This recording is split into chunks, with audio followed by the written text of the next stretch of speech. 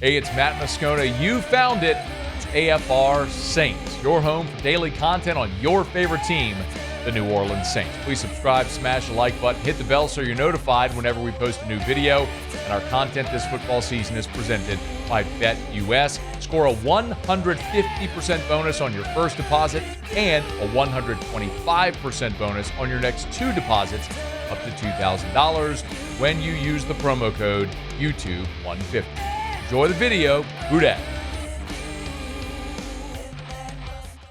Sean Salisbury's with us. He's on Twitter at Sean Unfiltered. You can get him there. Sean, I want to spend the rest of this time at least getting a thought from you on the situation in New Orleans where Dennis Allen was fired. It probably felt inevitable, but man, you lose to Carolina. That's how it went down. I mean, how do you feel about an in-season firing and the decision that the Saints made to move on from Dennis Allen? Yeah, I know this sounds kind of cheesy, but I don't like seeing, coaches get fired. I know none of us do, but that's part of it. I don't know a coach that hasn't been, okay? They all at some point. And, Dennis has not had great success as a head football coach, and that's a Captain Obvious statement. It rarely works, Matty. It rarely works.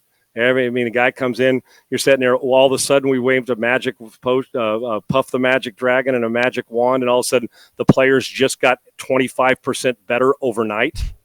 And and the other team's like, yeah, you got an interim coach. Go ahead, man, have it. It doesn't. Now, you'll get some that go on a roll, inevitably, regardless of what happens. Now, he's got a half a season.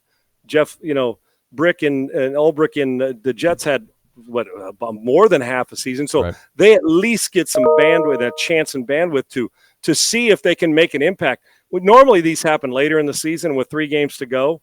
That code doesn't matter what he could go 3-0, and the chances of him keeping the job, because they're already now the Saints. I assure you, regardless of what Rizzi does, they're already looking at candidates. I'm just telling you and saying which way do we go, and they're going to have those conversations. So you have to almost be a miracle worker as a interim coach to keep the gig. Some we should have kept in the past. Maybe I think about Steve Wilkes in Carolina when they finally went back, but he was doing as a coordinator, doing a great job. People wanted to have him, and they went out of the building and got somebody else. I think with the guy from Tampa, there was talk about that at least, or the year before with him. So they don't usually work because it's the players. Players are going to win and lose. A coach, obviously, if there isn't buy-in and it didn't appear to be enough of it, and if you're not motivating, whatever it is, motivation's temporary, leadership's permanent for me. And Dennis is a wonderful defensive coach. I never found him a guy that you say, and as a diehard Raider fan, what happened? I hold him in high regard, but it never moved the needle for me as a head football coach. Defensive coordinator, loved him.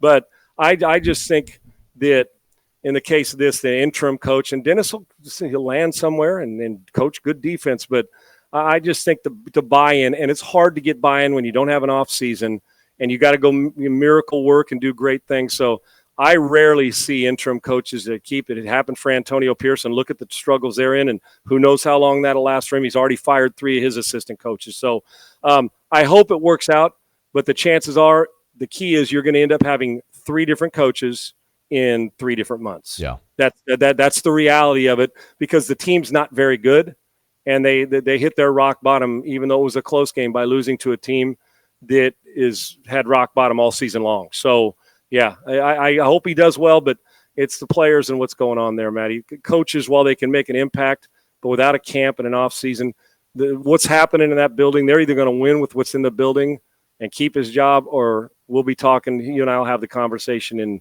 January that who are the Saints going to go hire. We'll get right back to the video. The Darren Rizzi era underway in New Orleans. So how might the Saints fare against the Atlanta Falcons? You got a good feel about it. You want to bet on it. You can do so with our partners at BetUS. And right now, remember, you can get a 150% bonus on your first deposit and 125% on your next 2 deposits up to $2,000.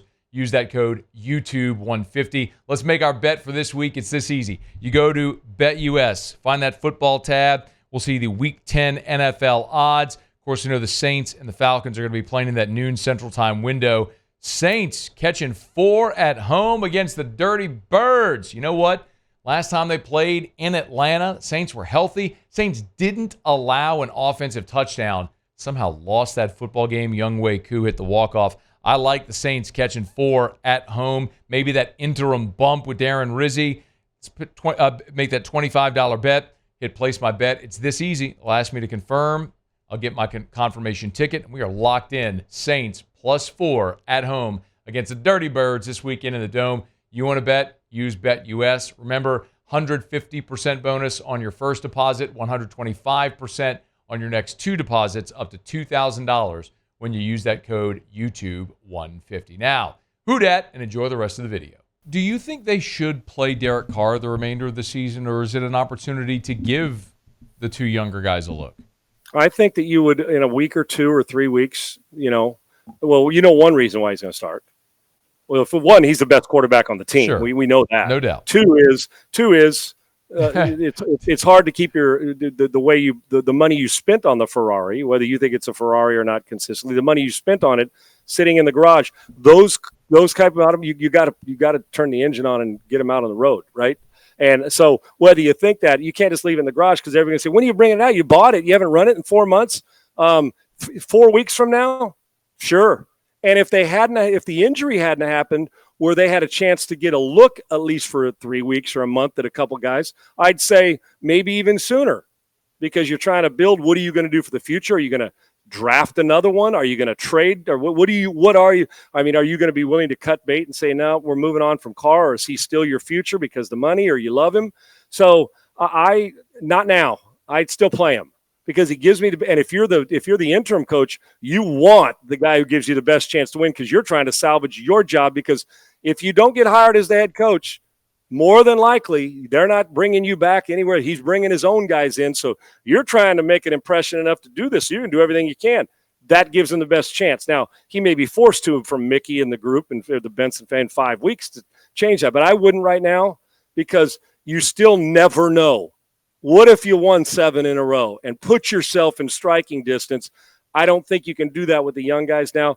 We're 3 weeks to a month away, in my opinion, before you say, if this continues to go like that, say, listen, man, hate to say it, but we got to at least see what's there. We've seen what's there now, and they may have a bright future, but right now you're not going to do that at the expense, because what will happen is the rest of the guys will check out if they're playing guys that don't give them the best chance to win. Not all of them. You'll get guys that check out early because it just becomes a job instead of their profession and career.